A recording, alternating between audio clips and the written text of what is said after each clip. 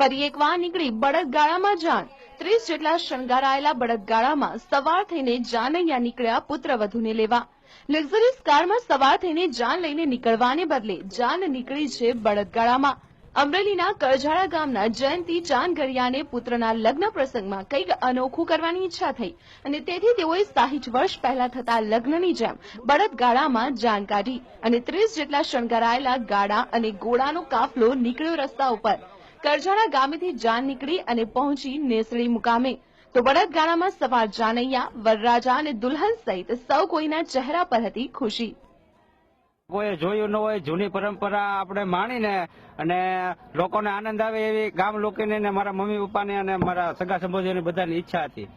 એટલે એને બધાના સાથ સહકારથી અમે એક દિવસ નહીં, 2 દિવસ નહીં, પણ 10-15 દિવસથી જુદા જુદા ગામમાંથી જુદો જુદો સામાન ફેરવીને આ બધી વસ્તુ ભેગી કરી અને આયોજન કર્યું। અલગ લાગે છે, બધાને ગાન બસમાં ને કારમાં આવે છે। મારી જાના અલગથી જૂની પરંપરા રીતે આવેલી છે।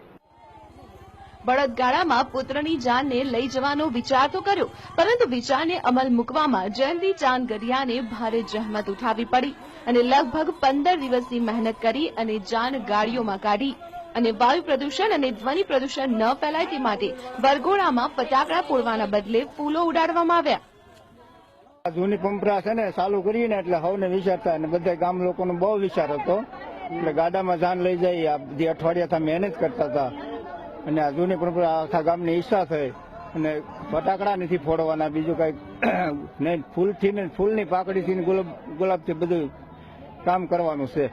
ગાડામાં મજા આવે? ગાડામાં બહુ મજા આવે, જૂની પરંપરા છે ને એટલે ચાલ્યા જ કરે। જૂનો સામાન તમે બધો ક્યાંથી ભેગો કર્યો? જૂનો સામાન અડકે પડકે ગામડેથી બધેથી ભેગો કરી અને 10 થી 15 ગાડા શણગાર્યા। અમે 15 દિવસથી આ મહેનત કરતા હતા અને ગામની પણ એવી ભાવના હતી કે ભાઈ નેસડી આપણે કરજાથી 4 કિલોમીટર દૂર છે, તો આવું ક્યાંક જૂની સંસ્કૃતિ ટકાવી રાખવા માટે આવું ક્યાંક આપણે જૂની પેઢીને નવી પેઢીને દેખાડવા માટે આવી બધી મહેનત કરી। આજુબાજુના ગામના લોકો પણ જોવા અત્યારે ઉમટી પડ્યા છે અને આમાં અમને ખૂબ મજા આવી છે।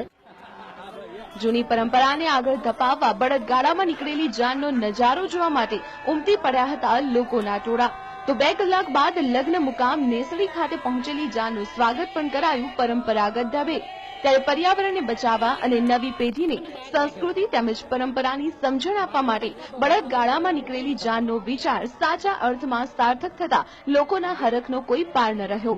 મહેન્દ્ર બગડા, TV9 અમરેલી। ચાલુમાં કીધું ખબર છે।